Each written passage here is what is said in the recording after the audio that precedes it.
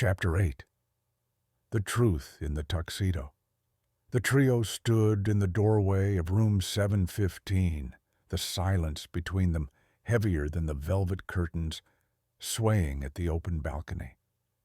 Basil walked in first, nose twitching, taking in the strange scent of burnt clove and camphor that clung to the air like a memory.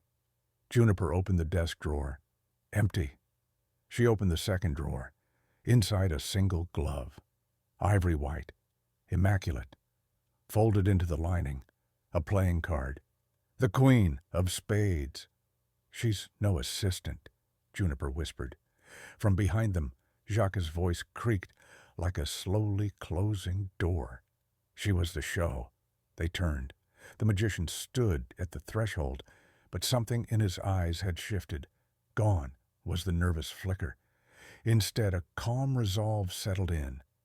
"I never lied," he said. "Not really. I only kept secrets." Basil crossed his arms. "Start spilling them." Jacques stepped inside and closed the door. Her name wasn't Isolde. Not really.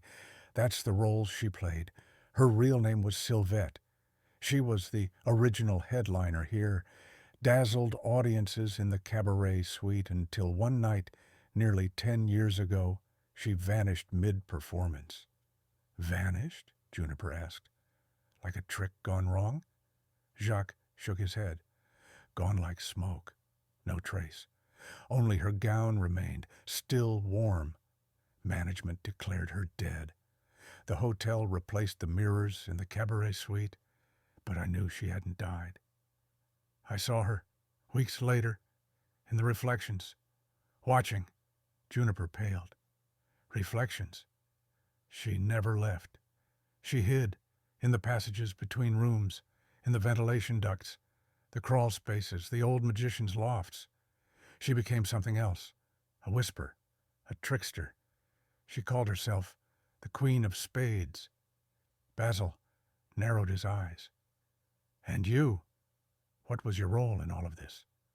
"I was her guardian," Jacques said. "I helped her hide, bring food, new costumes, messages. She said she needed to finish the illusion, one final trick that would rewrite her legacy. But lately, she's been angry. Something's changed." "Let me guess," Juniper said. "She found out the hotel planned to demolish the cabaret suite next spring?" Jacques nodded slowly. Basil turned to Juniper. "He's not the villain?" "No," she said, picking up the glove. "But we're in someone else's show now." They turned to leave. But before they reached the door, the lights flickered, then went out. From somewhere inside the wall, a female voice purred through the shadows. "Welcome to the final act."